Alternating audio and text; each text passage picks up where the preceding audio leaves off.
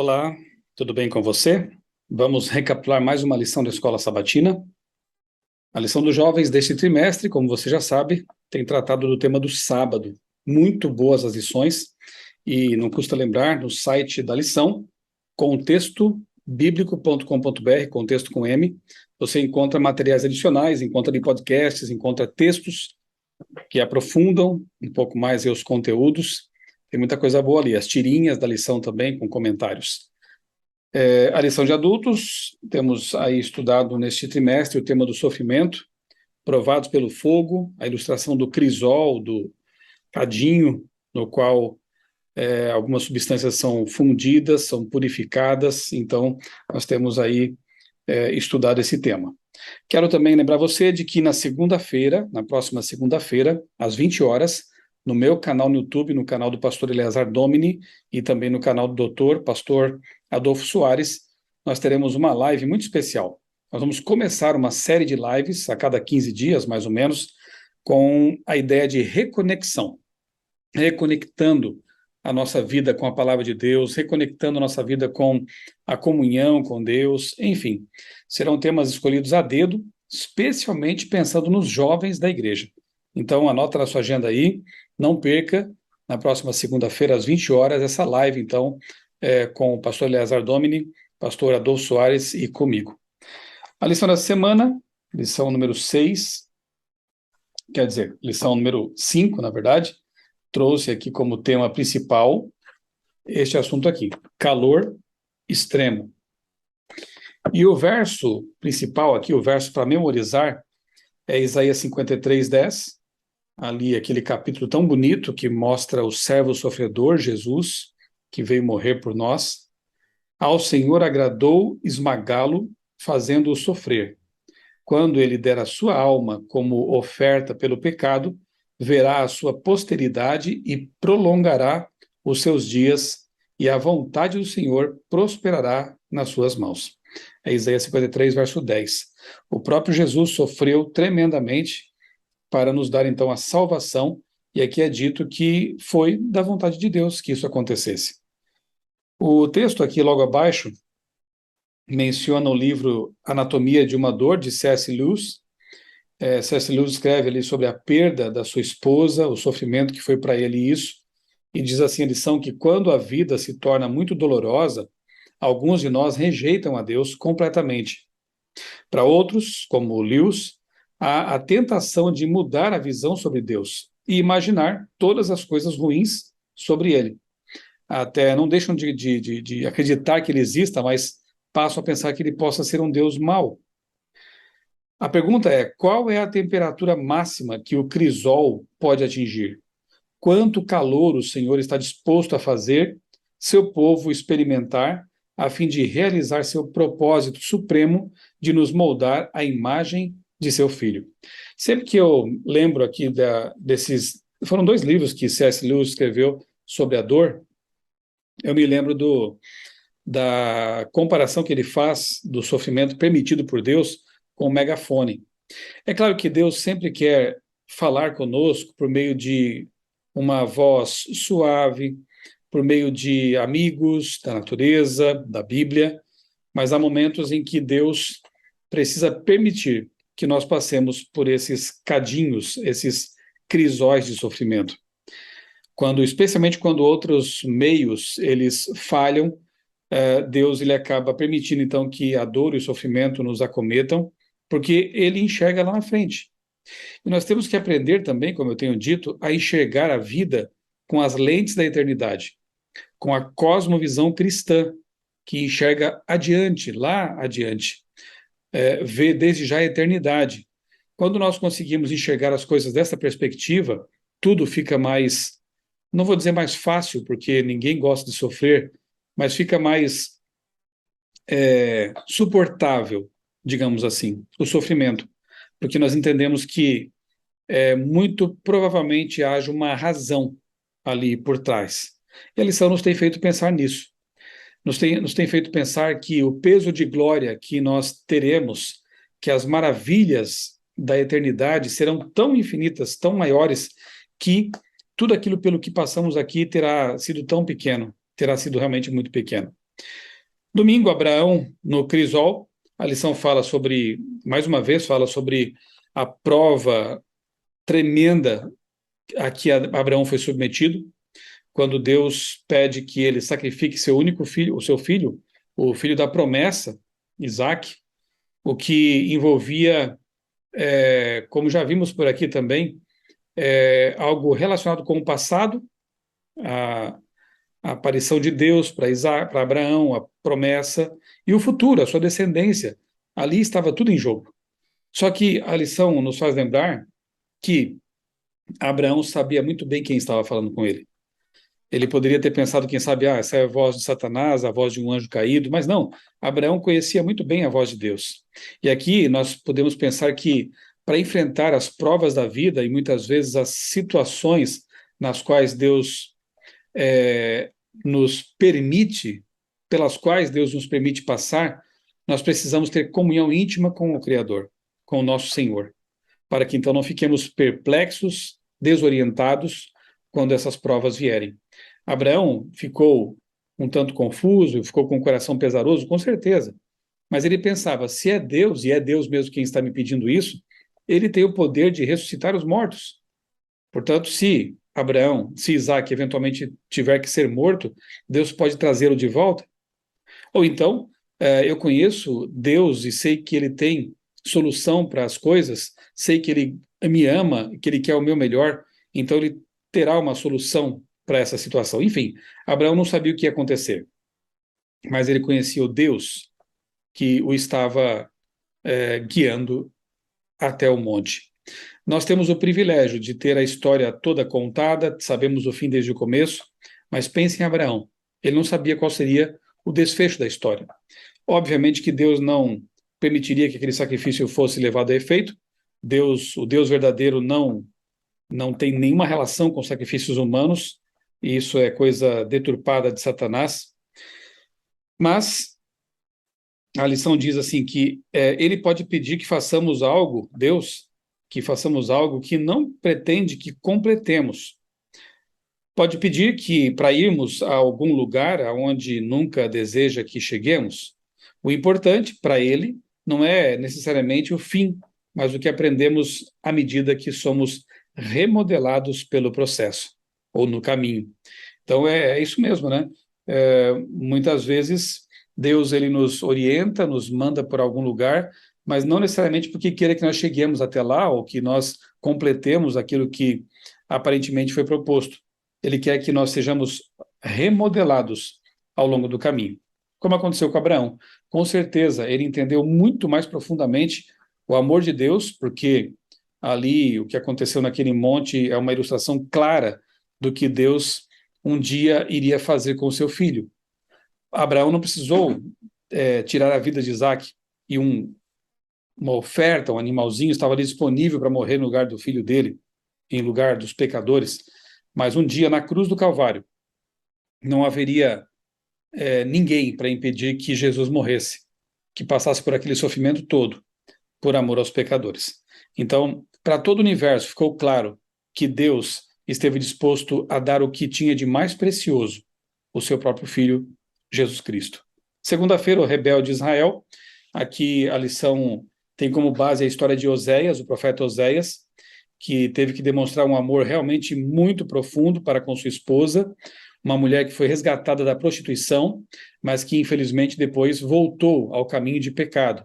E Oséias foi até lá humildemente e a buscou de volta, a trouxe de volta. A comparação é clara.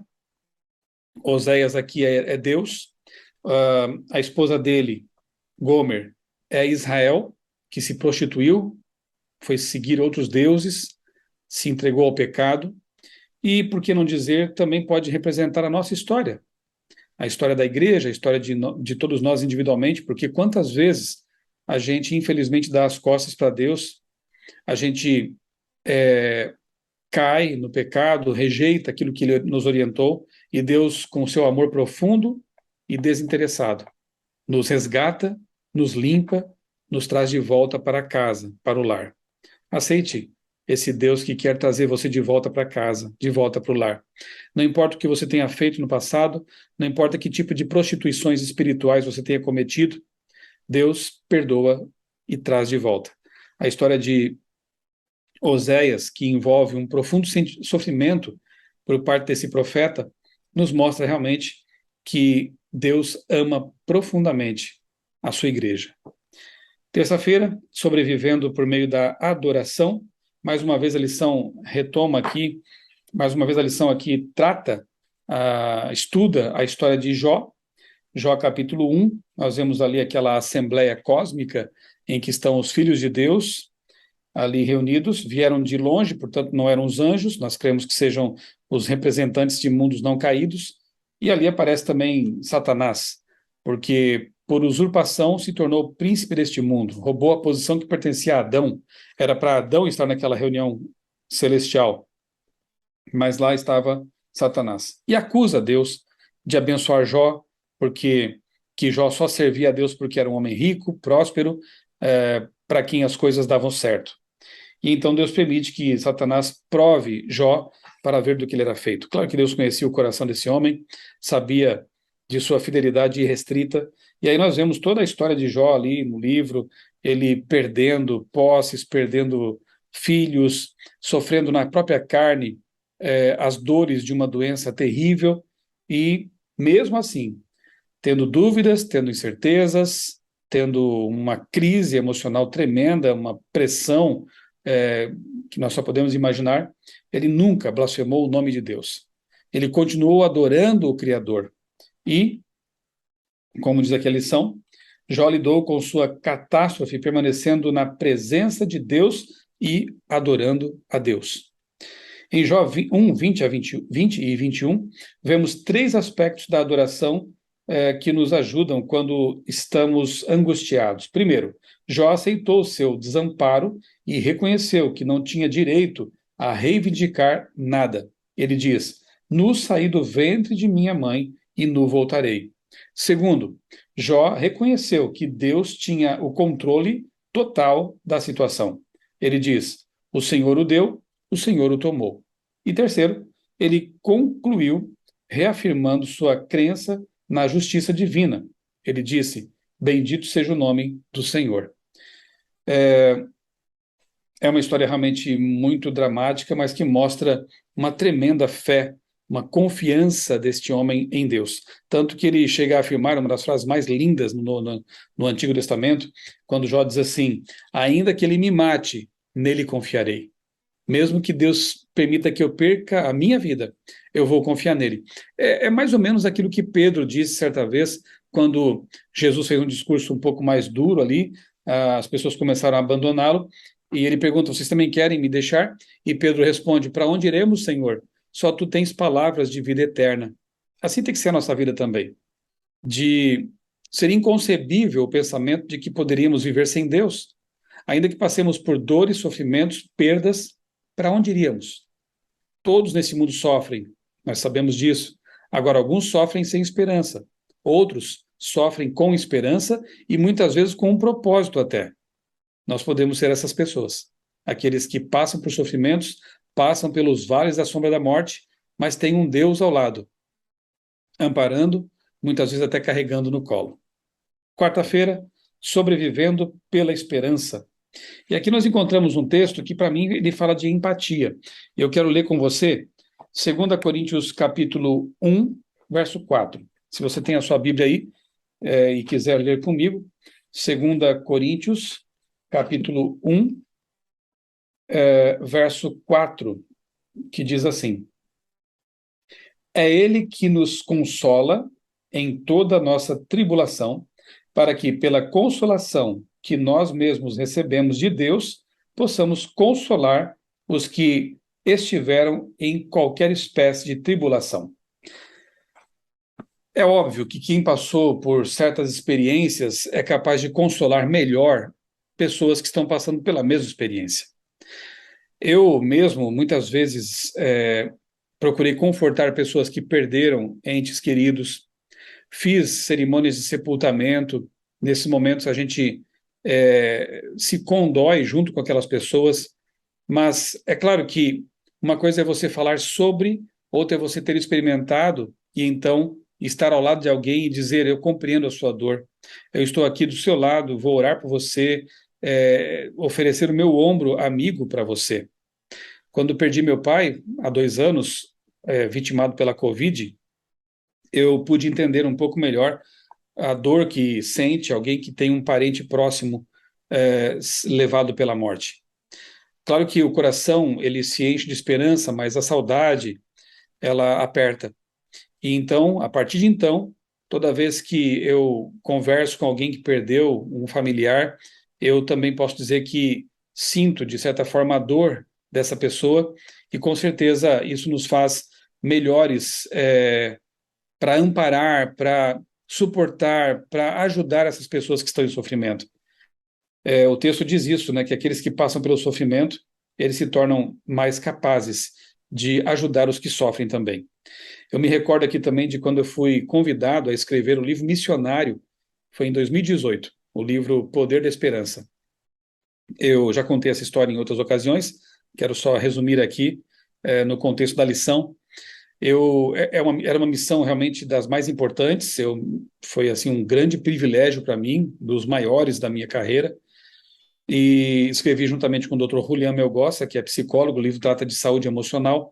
Você pode até, inclusive, baixá-lo gratuitamente em formato PDF aí na internet. Você pode colocar aí no buscador, no Google, O Poder da Esperança PDF, e você encontra o livro aí para você baixar, ler e compartilhar. Bem, faltavam 2 semanas para eu ter que ir, para entregar o texto final do livro, mas eu não estava dando conta porque tinha muitas coisas para resolver, muitos trabalhos, e estava ficando preocupado, porque, como eu disse, é um projeto importante, e milhões de pessoas seriam alcançadas por essa literatura. Faltam 2 semanas, eu adoeci gravemente, tive que me submeter a uma cirurgia mais ou menos séria, e, por causa disso, fiquei em licença médica por praticamente 2 semanas. Não foi fácil o restabelecimento, senti muitas dores, foram momentos angustiantes, mas também foi nessa fase aí, durante essa licença médica, que eu tive tempo total, dedicação total, exclusiva, para escrever o livro O Poder da Esperança.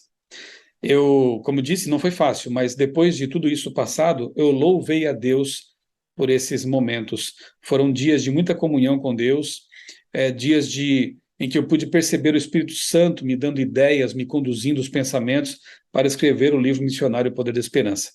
Hoje, toda vez que eu olho a cicatriz que restou daquela cirurgia, eu agradeço a Deus. Também agradeço a Deus porque foi por causa daquele sofrimento que eu pude escrever com mais empatia.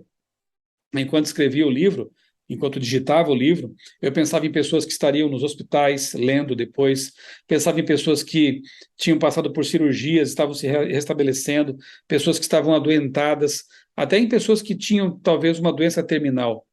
E aí, ao pensar nessas pessoas e na condição em que eu estava, eu consegui escrever, eu creio assim, com muito mais sensibilidade, com muito mais empatia. Por isso que eu digo a você que eu louvo a Deus por aquela doença, por aquela cirurgia e por aquele tempo em que eu estive em comunhão íntima com Deus escrevendo o livro Poder da Esperança. É claro que quem passa por sofrimentos tem muito mais empatia para lidar com quem também passa por sofrimentos e ajudar essas pessoas. Quinta-feira, calor extremo. O texto é Isaías 43, 1-7. Eu também quero ler com você esse texto, que é muito bonito. Isaías, capítulo 43. Se você quiser ler comigo também aí, só abrir a sua Bíblia ou acessá-la aí no seu celular. Isaías 43, versos 1-7, que diz assim: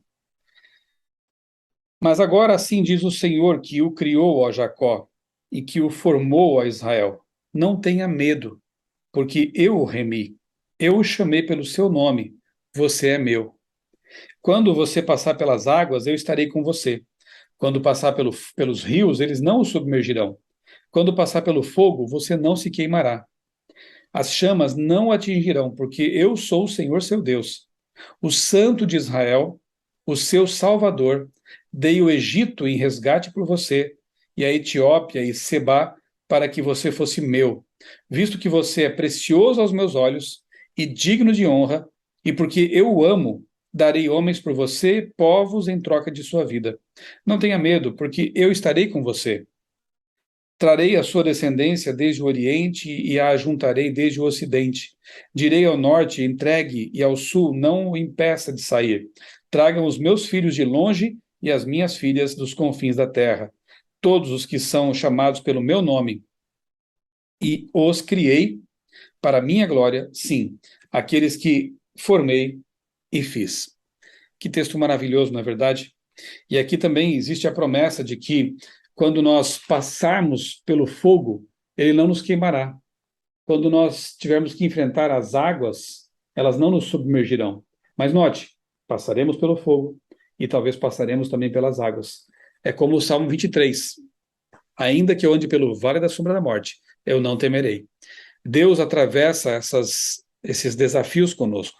Deus está do nosso lado, especialmente quando nós sofremos. E a lição de quinta-feira, encerrando a semana, nos faz pensar justamente nisso. Enquanto vivemos nesta terra cheia de pecados, entenderemos apenas um pouco do porquê de algumas coisas. No céu compreenderemos plenamente, mas por ora teremos que viver com a tensão de acreditar que Deus está presente e cuida de nós, mesmo que a situação não seja favorável.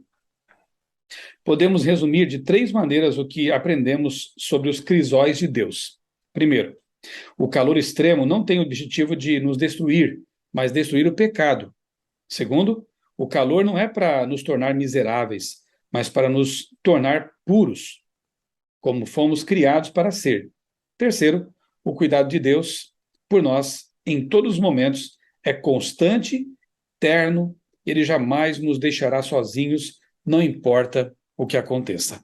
Louvado seja Deus por essas promessas, por essa certeza que encontramos na palavra dele e na atuação dele em nossa vida também. Porque eu tenho certeza que você, tanto quanto eu, já teve muitas provas do amor e do cuidado de Deus também. Vamos orar? Amado Deus, bondoso Pai, muito obrigado, Senhor, porque em Tua palavra encontramos o conforto e a segurança de que, mesmo quando passarmos por provas, tentações e lutas, Tu estás do nosso lado, nos ajudando a enfrentar tudo isso, e depois disso, nós temos certeza de que sairemos dali pessoas melhores, cristãos melhores, com caráter refinado. Obrigado, Senhor, por seres um Deus que nos ama tanto e por teres nos dado tantas promessas confortadoras em Tua palavra. Nós oramos e agradecemos em nome de Jesus. Amém. Um grande abraço para você, que Deus abençoe grandemente a sua vida e também a sua família.